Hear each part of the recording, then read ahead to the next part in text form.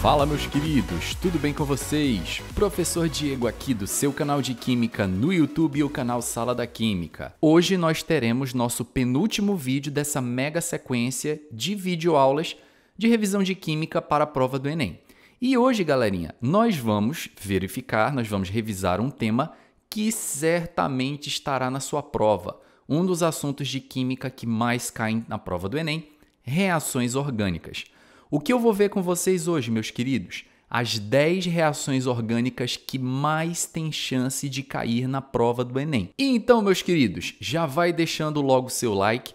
Para você que está chegando agora no canal, se inscreva e compartilhem com seus amigos que vão fazer a prova do Enem, que eu tenho certeza que essas reações estarão aqui lá na prova do Enem.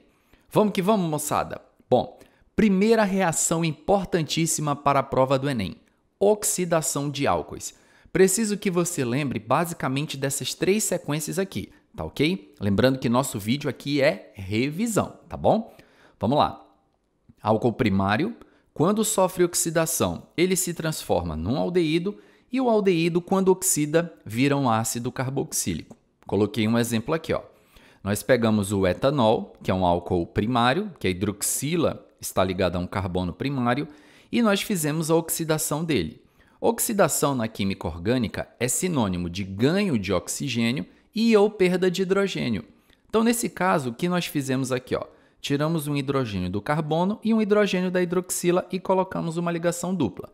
Então, se um composto orgânico ele perdeu o hidrogênio e ou ganhou oxigênio, ele está sofrendo uma oxidação. Álcool primário oxidou, virou o aldeído, nesse caso aqui, ó, o etanol. E esse carbono aqui, galera, do aldeído, ele ainda carrega um hidrogênio. Então, eu posso colocar mais um oxigênio e ele, quando oxida, vira um ácido carboxílico. Observem bem que o ácido carboxílico, nesse carbono, ele não tem mais hidrogênio. Então, nesse caso aqui, não tem mais como eu adicionar oxigênio porque eu não tenho mais hidrogênios para remover. Então, a oxidação para no ácido carboxílico. Lembrando que uma aplicabilidade bem interessante disso aqui, galera, é a oxidação do álcool se transformando em ácido acético, que é um dos componentes do vinagre.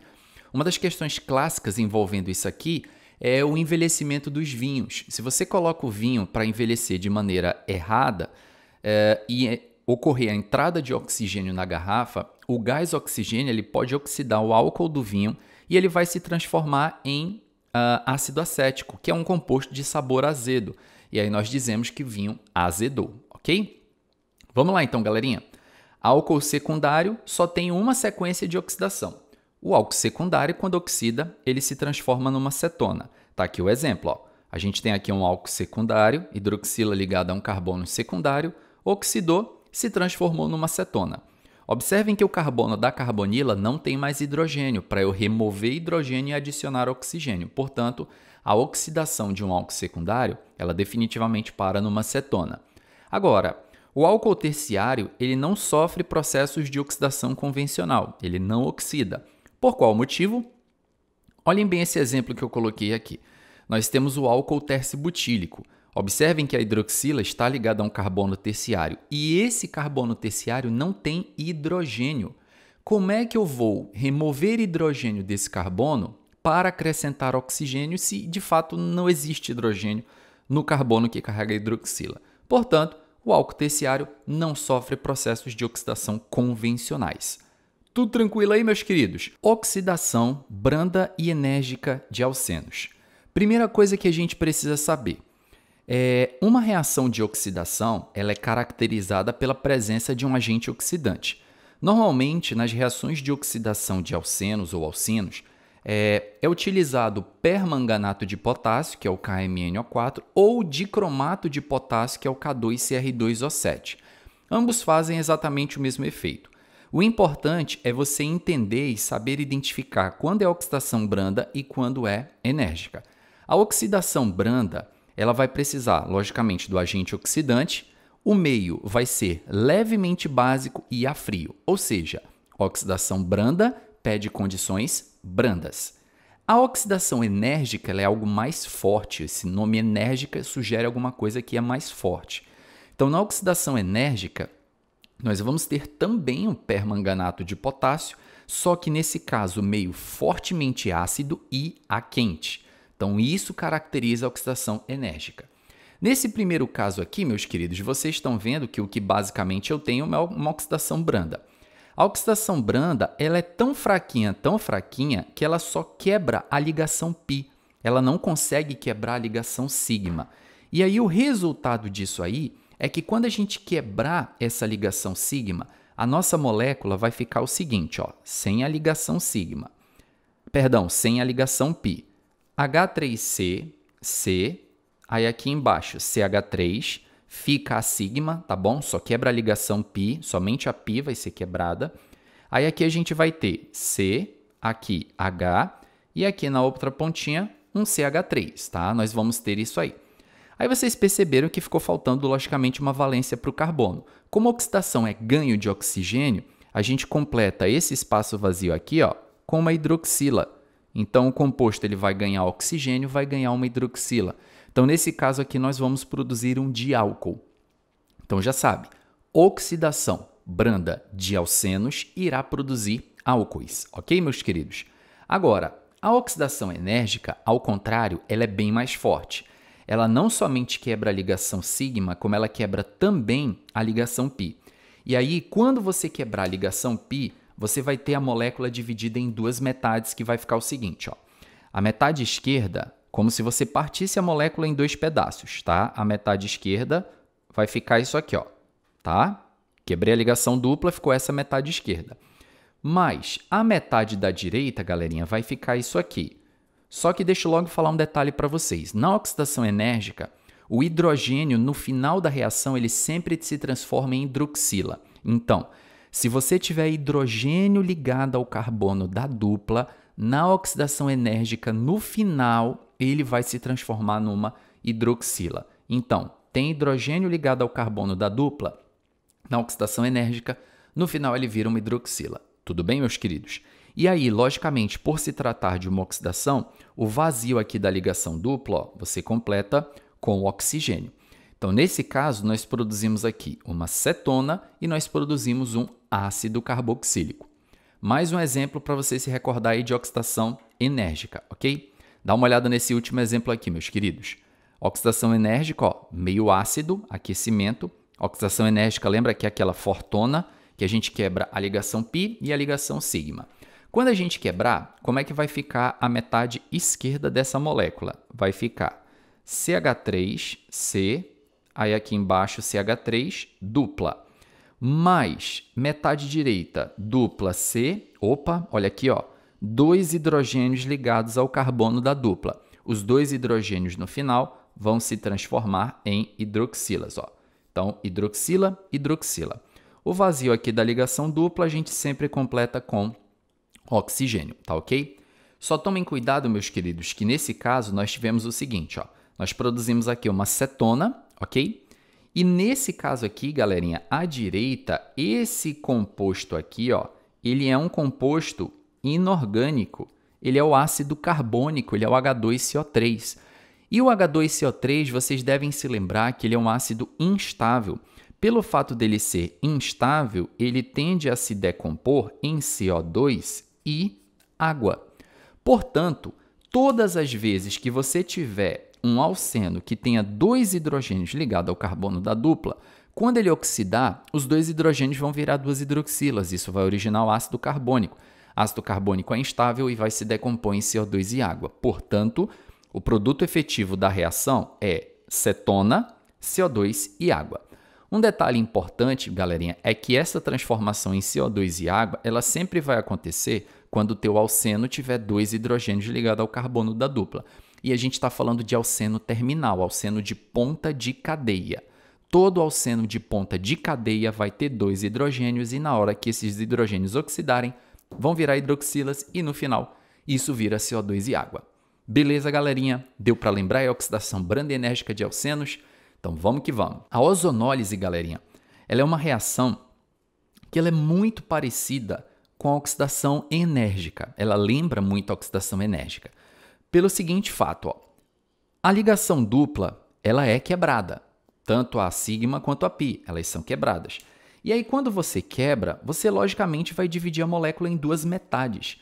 Só que o grande detalhe é que na oxidação, ou melhor, na ozonólise, o hidrogênio continua hidrogênio, ele não vai virar hidroxila.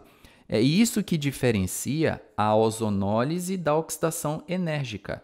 Então vejam bem o que eu fiz aqui, ó, galerinha. Ozonólise, inclusive isso caiu na prova de 2017 aí do Enem, tá? Uma questãozinha aí envolvendo ozonólise. Você parte aqui a ligação dupla, ó, partiu. Quando você partiu, a molécula vai ficar duas metades. E aí essas duas metades, você não mexe nos hidrogênios, só faz completar o vazio aqui da dupla, ó, com oxigênio. Nesse caso, nós produzimos um aldeído e outro aldeído, né? No caso aqui, a mesma molécula. Tudo bem, meus queridos? Então, cuidado para não confundir ozonólise com oxidação enérgica, pois são bem parecidas. Legal? Outras duas reações que são importantes e têm grande chance de estar na prova do Enem, que está cada vez mais conteudista. Substituição nucleofílica e substituição eletrofílica, tá? Vamos lembrar o que é o que aqui, galera? Primeiro, a substituição nucleofílica ela vai acontecer quando um nucleófilo entrar e substituir um outro nucleófilo numa molécula. Lembrando, para quem esqueceu aí, nucleófilo, galera, são espécies químicas que gostam de carga positiva, daí o nome filos núcleo, né? Nucleofilicidade, gostar de carga positiva. E quem gosta de carga positiva, ó, são os ânions. No caso aqui, o OH- do NaOH é um nucleófilo. E nós temos aqui, galera, um sítio de carga positiva, porque nós temos aqui um aleto de alquila. Lembrando que os aletos eles têm um átomo de halogênio que, de um modo geral, é um átomo fortemente eletronegativo. E aí o resultado é que quando o cloro se liga com carbono, ele deixa o carbono com uma carga positiva.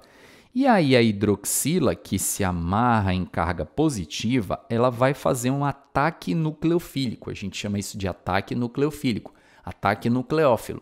Ela vai atacar esse carbono que tem carga positiva para se ligar com ele. E, obviamente, o nosso amigo cloro ele vai ter que cair fora daqui porque não dá para o carbono fazer 5 ligações, tá certo? Quando isso ocorrer, meus queridos, o que nós vamos ter aqui? Ó? O CH3 e o CH2 permanecem a mesma coisa, então eu vou só reescrever aqui. Ó. CH3, CH2, isso aí não mudou nada, tá certo?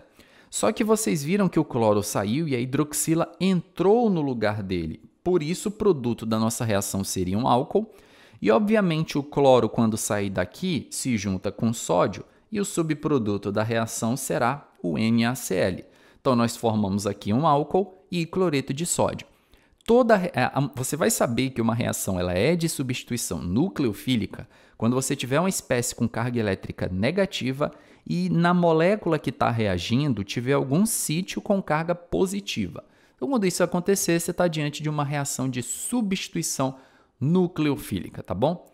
A substituição eletrofílica, meus queridos, ela pode ser de vários tipos, mas como a gente está fazendo uma revisão e apostando naquilo que tem mais relevância na prova do Enem, existe uma reação de substituição eletrofílica que ela é bem pertinente e é legal você saber para a prova do Enem, que é a substituição eletrofílica em aromáticos. Essa é a que mais cai nos vestibulares de um modo geral. E eu coloquei um exemplo aqui do mecanismo dessa reação. Lembrando que esse mecanismo ele é um mecanismo simplificado, tá? Não é um mecanismo original, mas é algo bem simples para você entender o conceito de eletrofilicidade, tá bom? Muito bem, meus queridos. Por que os compostos aromáticos eles gostam de fazer substituição eletrofílica? Que raciocina comigo. Eletrofílica significa gostar de elétrons. Para reagir com um aromático, a espécie química tem que gostar de elétrons. Então, por isso que as reações de substituição em aromáticos são chamadas de substituição eletrofílica. Aqui eu coloquei um exemplo da bromação do benzeno, ou o nome geral, halogenação do benzeno, que é uma reação de substituição. O catalisador aqui é um ácido de Lewis, é o AlCl3. Nessa reação, meus queridos, como é que ela vai acontecer? Um dos pares de elétrons da ligação π do benzeno vai atacar um bromo e vai liberar essa ligação aqui. Esse bromo ele vai, portanto, entrar aqui no anel aromático e vai fazer uma ligação com ele. Ó. O bromo entrou. Só que, obviamente, como nós usamos esse par de elétrons para formar essa ligação com o bromo, a gente, por um instante, quebrou a aromaticidade do benzeno. Tá? E, logicamente, aqui ficou faltando uma ligação carga positiva. Essa carga positiva acaba atraindo esses elétrons aqui do hidrogênio para voltar a fechar a aromaticidade. E o bromo, que é o nosso amiguinho aqui com carga negativa, ele vai atacar o hidrogênio, que tem carga positiva, formando o HBr. E aí, uma vez que o bromo sequestra o hidrogênio, esse elétron volta aqui a restituir a aromaticidade do benzeno e o benzeno ele volta a ser exatamente o que ele era no começo, né? A aromaticidade no benzeno ela se manteve. Um detalhe interessante, galera, dessa reação é que eu quero chamar a atenção para vocês, né? Considerando a prova do Enem cada vez mais conteudista, é que essa reação, no decorrer dela, a aromaticidade do benzeno ela se quebra, mas depois ela se restitui. Então, quebrar a aromaticidade do benzeno, a gente sabe que é bem complicado isso aí, porque o benzeno ele é muito estável por causa da ressonância. Então, essa passagem daqui para cá, ela requer um ganho de energia muito grande, né, para chegar aqui no intermediário da reação. E, logicamente, quando a gente volta a formar a aromaticidade, isso diminui a energia potencial do sistema, a molécula volta a ser estável novamente, tá bom? Então, reações de substituição com benzeno, substituição eletrofílica. Beleza, meus queridos? Vamos que vamos? Próxima reação, importante aí para os vestibulares. Reação de esterificação. Isso aqui já caiu no Enem, questão clássica. Esterificação significa formação de éster. Como é que eu consigo formar um éster? Reagindo um ácido carboxílico com um álcool, nós produzimos éster mais água. Um exemplo aqui, meus queridos, eu botei o ácido acético para reagir com o metanol. Por que a reação de esterificação produz água? Porque a hidroxila do ácido se combina com o hidrogênio do álcool e daqui sai água, ó. H2O, conseguem perceber? E aí, logicamente, que esse oxigênio aqui, ó, que sobrou do álcool, que eu estou apontando aqui, ó, ele vai se ligar aqui, ó, com este carbono. Quando esse carbono se conectar com esse oxigênio, ó, você produzir um éster aqui, que é o acetato de metila, e a produção de água, tá bom? Lembrando que essa reação aqui, galera, ela produz éster. E os ésteres são muito usados nas indústrias de alimentos para a fabricação de flavorizantes, os aromatizantes artificiais dos alimentos, eles são ésteres. Então, a indústria alimentícia usa muito essa reação de esterificação. Outra que é campeã na prova do Enem, galera. Essa aqui, se você não estudou, precisa estudar com detalhes, tá? A famosíssima reação de transesterificação. Essa reação aqui, galera, ela vai acontecer quando você misturar um éster com um álcool, você vai produzir um novo éster e um novo álcool diferente dos originais. Ela é chamada transesterificação porque transesterificação significa mudança de éster. Então você tinha um éster no começo, você criou um éster diferente no final. O Enem cobra muito essa reação, galera, através da produção do biodiesel. Então, normalmente, transesterificação, quando cai na prova do Enem, ele fala sobre a produção do biodiesel, porque a produção do biodiesel ela é uma reação de transesterificação. E nesse caso, vai ser justamente o exemplo que eu vou usar aqui para vocês. Na reação de transesterificação, nós precisamos pegar um éster. O éster que é usado na reação de produção do biodiesel é o famoso triacilglicerol, também conhecido como triglicerídeo, é um tipo de lipídio. Lembrando que R1, R2 e R3 são cadeias carbônicas muito longas e apolares, por isso que esse cara aqui é um lipídio. E ele é chamado de triéster, triacil, porque ele tem 3 grupos ésteres aqui, ó, 3 grupos acil, triacilglicerol. E esse éster aqui, meus caros alunos, ele pode ser encontrado nos óleos ou nas gorduras. O que vai diferenciar o óleo da gordura é o grau de insaturação das cadeias carbônicas laterais, R1, R2 e R3. Se você tiver cadeias carbônicas saturadas, o composto tende a ser uma gordura, sólido. Se as cadeias laterais R1, R2 e R3 apresentarem insaturação, você tende a ter um óleo. Normalmente, para a produção do biodiesel, se usa óleo de cozinha usado, óleo de cozinha velho, que aí se jogaria fora, iria poluir o meio ambiente, aquela coisa toda que eu nem gosto. Então você pode usar na produção de biodiesel ou na fabricação de sabão, que eu vou falar daqui a pouquinho, tá bom? Essa mesma aula aí fica ligada até o final. Triacilglicerol, galera, a gente vai botar ele para reagir com o metanol. Lembrando que pode ser também o etanol, não há problema algum. E isso tudo na presença de uma base que é o NaOH. Detalhe importante. Não pode ter água nessa reação.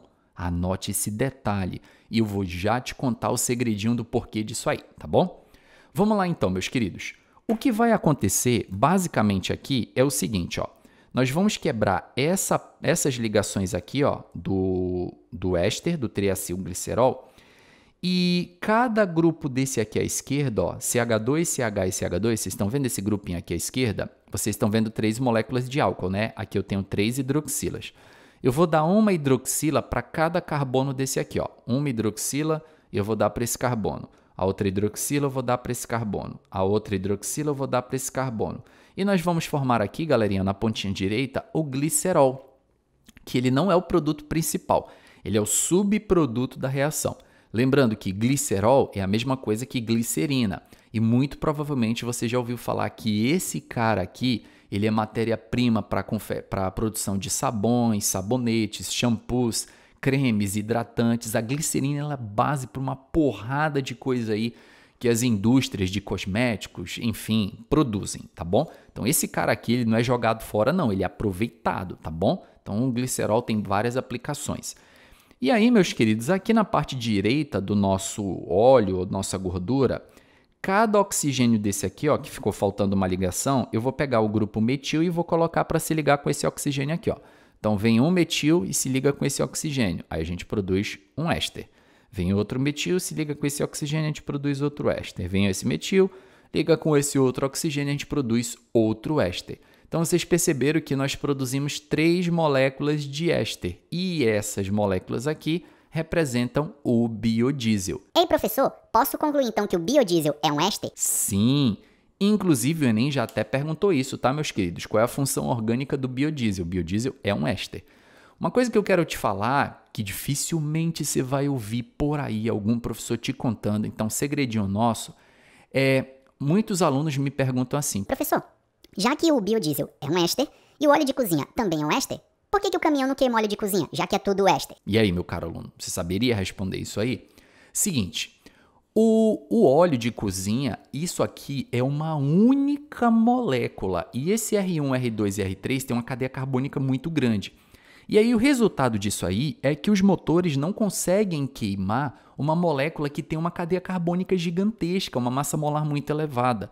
A combustão desse composto tende a ser incompleta, formando fuligem. Então não dá para você aproveitar isso aqui. Agora, se essa molécula tripla, que é uma coisa só, você quebra ela em 3 moléculas, você está reduzindo o tamanho dela, obviamente. E isso aqui, os motores a diesel conseguem queimar sem precisar de adaptações. E é esse um grande detalhe da formação do biodiesel. Entenderam essa curiosidade boa, meus queridos? Eu acho que essa curiosidade só ela já vale o like, hein? Então, se você não deixou o like nesse vídeo, já deixa logo aí. Vamos continuar nossa sequência. Já deixou o like? Só vou avançar quando você apertar o botãozinho aqui do like. Já? Muito bem, meus queridos. Agora que você deixou o like, eu vou seguir a minha sequência aqui. Nossa 8ª reação de um total de 10 aí que vão, com certeza, estar na prova do Enem. É para detonar, galera. Hidrólise básica de éster. Pô, professor, eu acho que eu nunca ouvi falar dessa reação. Talvez não por esse nome, mas saponificação eu acho que você já ouviu falar. É a famosa reação de produção do sabão. Hidrólise básica de éster ou saponificação é a mesma coisa, tá? Cuidado, galerinha, que essa reação ela se parece muito com a transesterificação que a gente viu há pouco, que é a reação de formação do biodiesel. Mas sabe qual que é a diferença maior? Vamos prestar atenção aqui, ó. Você tem o triacilglicerol, que pode ser um óleo ou uma gordura, já falei, reagindo com uma base e aqui na presença de água.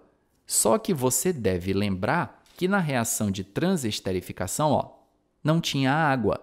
Então isso significa que se na transesterificação tiver água, imagina aqui, ó, nessa reação tendo água, o que acontece com o triacilglicerol na presença de uma base e água, meus queridos? Olha aqui, ó. Triacilglicerol na presença de uma base e água. Isso aqui vai dar, ó, sabão. Então, uma das coisas que o Enem pode perguntar de você é justamente isso. Por que que na reação de transesterificação, que é a de produção do biodiesel, a gente tem que tomar cuidado para o meio ser totalmente isento de água? Para ao invés de você por acidente, né, queria produzir o biodiesel, você vai acabar produzindo sabão, que é uma coisa que quando se faz biodiesel ninguém quer fazer, sabão. Entenderam, meus queridos? Show de bola! Então olha só como é que funciona essa reação. Ó. Botou o triacilglicerol na presença de uma base e água, por isso que o nome é hidrólise básica, hidrólise porque a gente vai executar a quebra usando água. Eu vou partir essa molécula aqui, ó, onde eu já coloquei aqui, a gente vai quebrar, e cada hidroxila da base vai vir e se ligar com esse carbono, igual a gente viu na transesterificação. Ó, 3 hidroxilas vêm aqui parar nesses 3 carbonos e você vai produzir o glicerol, como subproduto da reação, logicamente, tá? E aí, meus queridos, cada oxigênio desse aqui que sobrou, agora vai se ligar com o sódio. Só que quando você tem uma ligação metal com ametal, você vai ter uma ligação iônica, e aí você vai ter sais de ácido carboxílico. Detalhe, esses ácidos carboxílicos aqui, sais de ácidos carboxílicos, eles têm cadeia longa. Ácidos carboxílicos de cadeia longa são chamados de ácidos graxos. Então eu posso chamar o sabão, posso dizer que o sabão, eles são sais de ácidos graxos, ou seja, sais de ácido carboxílico de cadeia longa. Tudo bem, meus queridos? Então, qual é a definição de sabão, quimicamente falando? Diga aí para mim, meu querido aluno, o que é um sabão? É um sal de ácido graxo, ácido carboxílico de cadeia longa. Tranquilidade, meus queridos!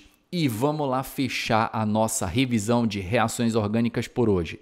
Acabei de falar de hidrólise básica de éster, né? Agora eu vou falar de hidrólise ácida, olha aí, para você não confundir. Hidrólise básica é uma coisa, hidrólise ácida é outra.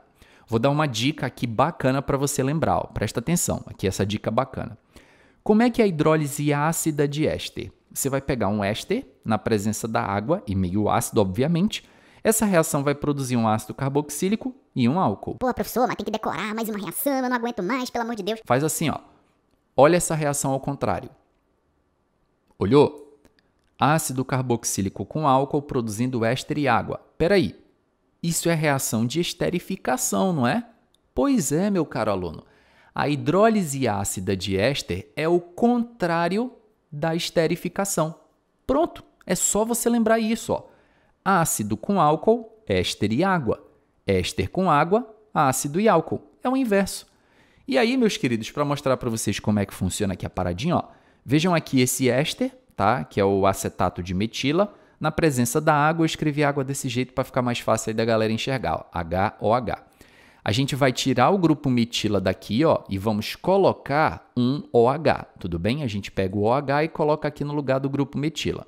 Colocou o OH, o resultado disso aqui, meus queridos, a gente vai colocar o hidrogênio no lugar do grupo metila. Então, colocamos o hidrogênio no lugar do grupo metila, ó, a gente vai produzir aqui, ó, um ácido carboxílico e, logicamente, esse metil que vem aqui no lugar do hidrogênio vai se ligar com OH, isso aqui vai dar um álcool. Então, éster mais água produzindo ácido mais álcool. É basicamente isso a hidrólise ácida de éster. Tranquilidade aí, meus queridos? Bom, para a gente finalizar a nossa aula de hoje, essa 10ª aqui não é bem uma reação química, mas tem a ver com o tema. Você sabe a diferença química entre sabão e detergente? O Enem pode te perguntar isso aí, tá? Sabão a gente acabou de ver, né? Sabão é um sal de ácido graxo. O detergente, galera, ele também é um sal, só que ele é um sal de ácido sulfônico. Ó. Observem aqui a diferença. Ó. Sal de ácido graxo, sal de ácido sulfônico. Coloquei aqui até 2 exemplos. Ó. Uma cadeia longa, o R é uma cadeia longa. Bem aqui, ó, COONA. É um sal de ácido carboxílico, de ácido graxo. Detergente, vem aqui uma cadeia carbônica longa, tá? Esse aromático aqui é opcional, mas normalmente nas questões ele vem. SO3-Na+, sal de ácido sulfônico. Isso aqui é um sabão, tá bom? Professor, qual é a diferença do sabão para o detergente, tá? O sabão, galera, ele é algo mais natural, vamos dizer assim. Você pode sintetizá-lo utilizando um óleo ou uma gordura. Já o detergente, eu não consigo fabricar ele a partir de um óleo ou de uma gordura, né? Porque ele é um material sintético. Vale ressaltar o seguinte, os detergentes, eles funcionam melhor que o sabão em água dura. Para você que não sabe água dura, o que é? Água dura ela é uma água rica em cálcio e magnésio. Por exemplo, a água do mar, ela é uma água rica em cálcio e magnésio. E o sabão ele não faz espuma na água do mar. porque o cálcio e o magnésio presente nesse tipo de água, eles formam com esse ânion aqui um tipo de precipitado, diminuindo a ação do sabão. Os detergentes, eles conseguem funcionar melhor que os sabões em água dura. Então, nessas situações extremas, os detergentes eles são melhores do que o sabão, tá? Vale ressaltar que os detergentes eles estão divididos em dois grandes grupos, os biodegradáveis e não biodegradáveis. Você sabe diferenciar um detergente biodegradável de um não biodegradável? É olhando para a cadeia carbônica. Se a cadeia carbônica do detergente ela for uma cadeia linear, sem ramificações, o detergente é biodegradável. Lembrando que o detergente biodegradável é aquele que as bactérias do meio conseguem produzir enzimas que vão degradar as cadeias carbônicas lineares. Agora, se esse detergente aqui, galera, tiver muitas ramificações aqui, grupo metil, etil muito ramificado, as enzimas das bactérias não conseguem destruir essa molécula e ele é um detergente não biodegradável. Por legislação hoje, todos os detergentes vendidos no mercado, eles são biodegradáveis, tá? Você pode até conferir quando for no supermercado, pega lá a embalagem do detergente, vai estar escrito biodegradável. Tudo bem aí, meus queridos? Gostaram da nossa aula de hoje? Misturando curiosidades com reações orgânicas, mais ou menos nessa pegada Enem? Galera, não são todas as reações orgânicas que estão nessa aula, mas com certeza são as principais e as que têm maior chance de cair na prova do Enem. Eu tenho certeza que você gostou pra caramba dessa aula, então me ajuda deixando o like nesse vídeo. Lembrem-se que meu objetivo aqui no YouTube, galera, é só um: levar química gratuita e de qualidade para todos os alunos do Brasil, porque na minha cabeça todos merecem ter a mesma chance e todos precisam e merecem ter aulas de qualidade. Tá bom, meus queridos? Vou ficando por aqui e logo a gente volta para a nossa última aula, que nós vamos fazer uma revisão geral sobre os 10 polímeros que mais caem nas provas do Enem. Tá certo, meus queridos? Muito bom ter vocês aqui junto comigo. Daqui a pouco eu volto, fica ligadinho aí, tá bom? Forte abraço para todos vocês, meus queridos. Até a próxima. Valeu!